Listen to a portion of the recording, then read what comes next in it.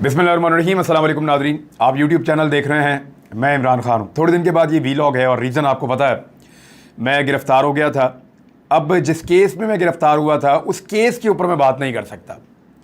वजह यह है कि जस्टिस जनाब बाकर अली नजफ़ी साहब की अदालत के अंदर ये मामला गया और उन्होंने बुलाया फ़रीक़ैन को, और वहाँ पे इस मामले को हल निकालने के लिए फ़रीक़ैन को बाउंड किया गया और हलफ लिया गया कि जब तक ये मामला एक अदालत के अंदर चल रहा है और जब तक ये कानूनी मामला आगे बढ़ते हैं तो इसको पेंड किया जाएगा, और उस बीच में फ़रीक़ैन इसके ऊपर किसी किस्म की बयानबाजी नहीं करेंगे।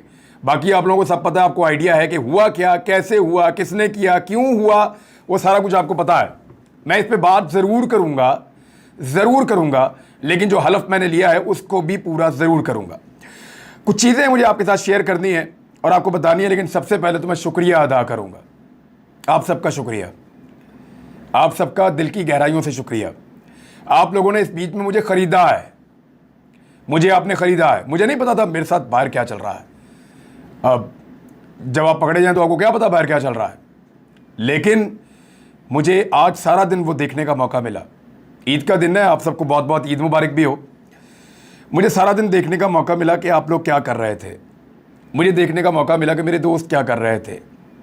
मैं आप सबका फ़र्दन शुक्रिया अदा करना चाहता हूँ। आप इतने सारे हैं, मैं अकेला हूँ, मुझे आप सबके नाम भी नहीं पता, लेकिन जो सुन रहा है आपका बहुत शुक्रिया।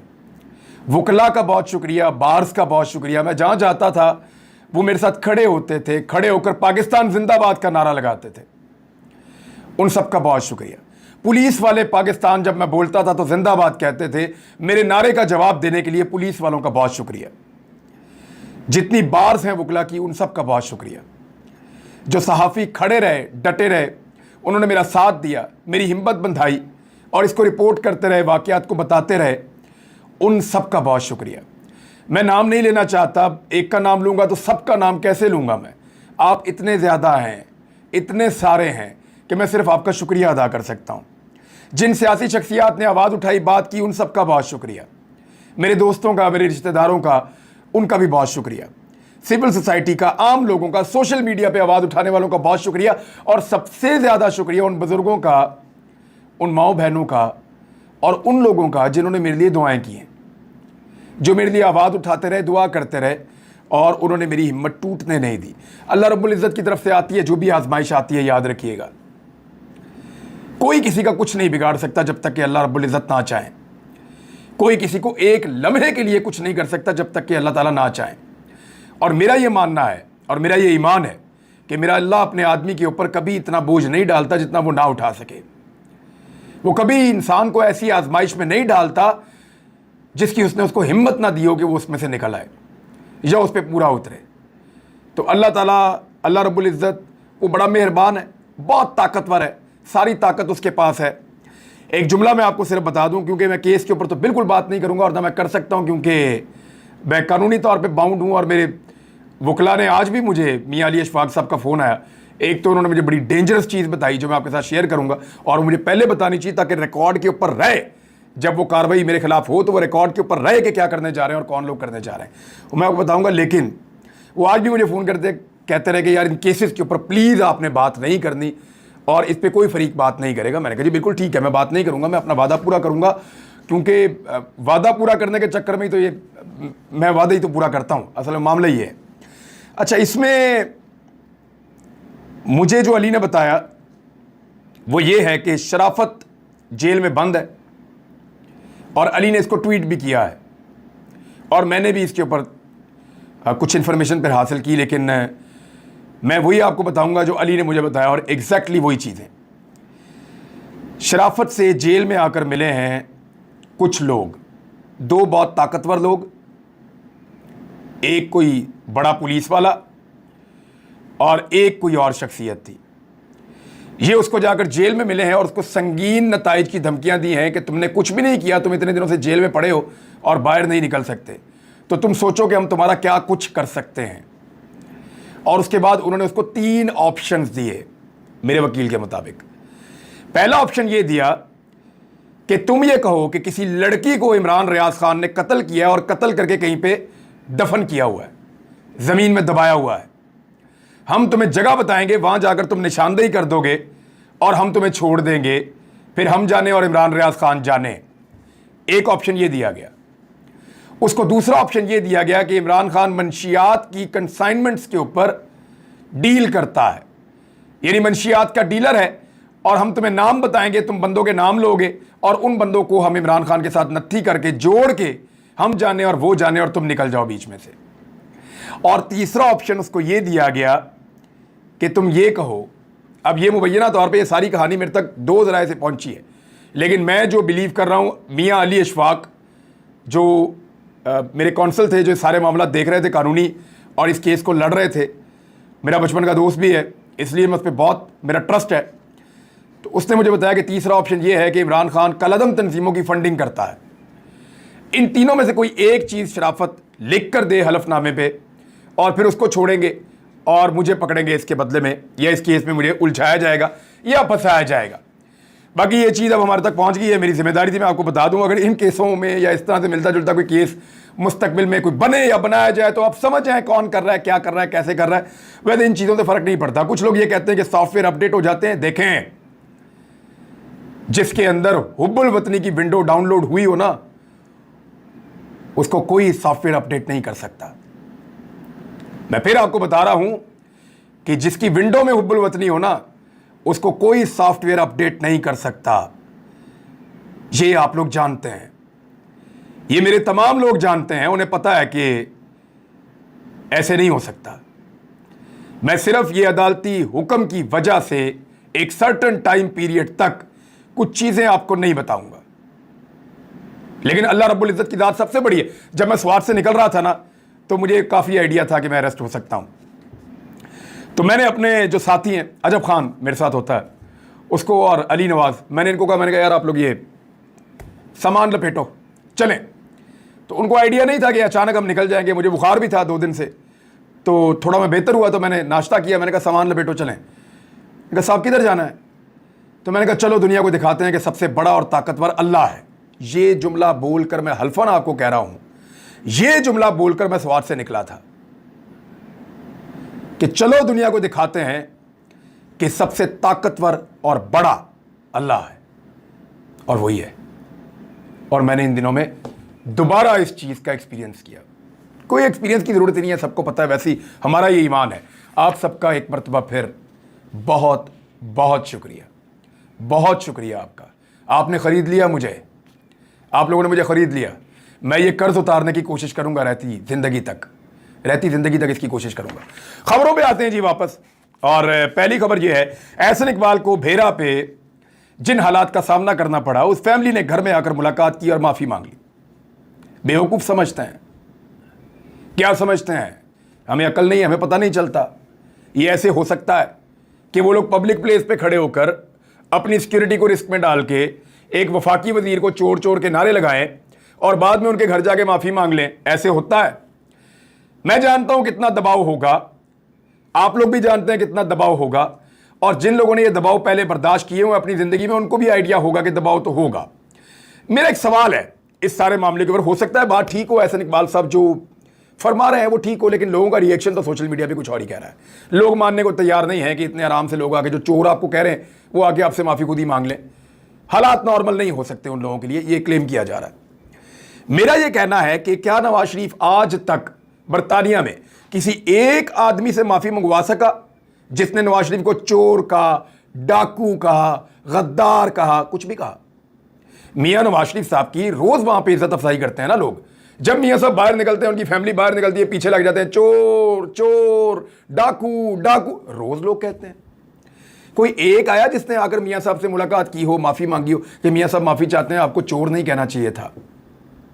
वो शयान अली जो चोर कहता था, वो रोज़ाना पीछे पीछे फिरता है मियां साहब के। हर एतवार को, हर हफ्ते को वो पिज़्ज़ा और बर्गर लेके और बोतल पकड़ के जाके मियां साहब के घर के बाहर खड़े होकर नारे लगाते हैं। तो वहाँ तो किसी ने माफ़ी नहीं मांगी, और वहाँ पे तो आप माफ़ी का मुतालबा भी नहीं करते। आप लोगों के चादर और चार दीवारी का तकद्दुस पामाल करते हैं, लोगों के घरों के अंदर घुस जाएं तो ठीक है, आप माफ़ी नहीं मांगेंगे। यानी लोगों की निजी ज़िंदगी के ऊपर आप हमला कर दें, आप मुखालिफ सियासतदानों पर आवाज़ें कसें, आप यानी उनको मुखालिफ सियासतदान को एक आवाज कोई कस देना तो आप लोग कहते हैं कमाल हो गया, ये पब्लिक रिएक्शन है। पब्लिक रिएक्शन है, कमाल हो गया। अपने हलकों में कैसे जाओगे? लोग अंडे और टमाटर मारेंगे इमरान खान को, ये आपकी ख्वाहिश थी, ये आपकी लीडरशिप कहती रही एहसन इकबाल साहब कि इमरान खान को अंडे और टमाटर मारे जाएंगे, आपकी लीडरशिप कहती रही है। लेकिन इमरान खान जहां जाते हैं पब्लिक में लोग खुश होते हैं, आप जाते हैं लोग चोर चोर कहते हैं। वजह क्या है? लंदन में आप क्यों नहीं लोगों से कहते माफी मांगो आके? वहां कोई नहीं आके माफी क्यों नहीं मांगता? क्योंकि वहां पे उनके ऊपर वो प्रेशर और दबाव नहीं होता।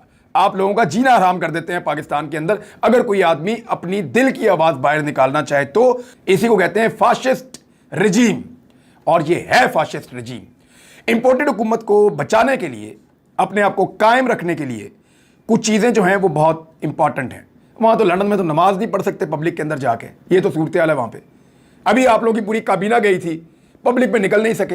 पूरे यूरोप के अंदर आपके लोग नहीं निकल के पाकिस्तानियों को वहां फेस कर सकते, ना आप लोग फिर सकते हैं, ना मिल सकते हैं लोगों को। लोग वहां पे आपको गालियां देते हैं पाकिस्तानी, क्योंकि उनको पता है कि वहां की हुकूमतें चोर कहने पे, डाकू कहने पे, किसी के ऊपर मुंह से बात करने के ऊपर ये जमहूरी हक समझती हैं और इसके ऊपर किसी किस्म का पर्चा FIR ये चीजें नहीं करवाते। इंपोर्टेड सरकार की ज़िमनी इंतखाबात में हालत बहुत पतली हो गई है। वो ऐसे कि इमरान खान साहब के जलसे आपने देख लिए हैं, मैंने तो आज फुटेज निकाल के देखी हैं। लोग कीचड़ के अंदर खड़े हुए हैं, बारिश के अंदर खड़े हुए हैं, जलसे कर रहे हैं और बहुत बड़े बड़े जलसे कर रहे हैं। उधर मरियम नवाज ने पूरा जोर लगा लिया, लोग निकलने को तैयार ही नहीं। जिन लोगों को जमा करके पूरे सरकारी वसाइल लगा के जलसों में लाया जाता है, वो भी कोई इधर फिर रहा है, कोई उधर फिर रहा है, कोई अपना खा रहा है, कोई पी रहा है, कोई आपस में बातें कर रहा है। लोगों ने अपनी अपनी पंचायत लगाई हुई है जलसे के अंदर। यानी यहां से पता चलता है कि लोग वोट डालने के लिए PMLN को तैयार नहीं है। अब उसका बंदोबस्त क्या किया जा रहा है? पाकिस्तान तहरीक इंसाफ ने बार बार इल्जाम लगाए हैं। बाबर ऐवान ने बाकायदा ये बताया कि हमने इन सबूतों को इकट्ठा किया और उनको देखा, और उसके ऊपर उन्होंने ट्वीट्स भी किए हैं। और यास्मीन राशिद पहले भी कर चुकी है कि 15-15, 20-20 हज़ार वोट जो हैं वो दूसरे हलकों से लाकर इन 20 हलकों के अंदर ठूसे जा रहे हैं, ताकि जो लोटे हैं, जो इलेक्शन लड़ रहे हैं, ये वोट उनको डलवाकर जितवाया जा सके 2 नंबर तरीके से। तो अब ये 2 नंबर तरीके से इलेक्शन अगर जीता गया तो जीता गया। इलेक्शन कमीशन ऑफ पाकिस्तान हो जाए या बहुत ताकतवर शख्सियात हो जाए या ब्यूरोक्रेसी हो जाए, सारा का सारा निजाम ऐसा लगता है कि हमजा शहबाज को इलेक्शन जितवाने के चक्कर में है। और ये दिखाई दे रहा है। मैं बतौर रिपोर्टर आपको मैं भी कह रहा हूं, बेशुमार रिपोर्टर और भी कह रहे हैं, बहुत सारे सहाफी बार बार कह रहे हैं कि यहां पे हमजा शहबाज की हुकूमत को बचाने के लिए, ताकि इंपोर्टेड सरकार जो वफाक में बनी हुई है वो बनी रहे, वो कायम रहे। और ये जो चूं का मुरब्बा पाकिस्तान में इस वक्त हुकूमत कर रहा है, इतनी सारी जमातों का, को 15-16 जमातें इकट्ठी हो गई हैं और वो पाकिस्तान की अवाम को रोजाना की बुनियाद पे पीस रहे हैं महंगाई के जरिए से।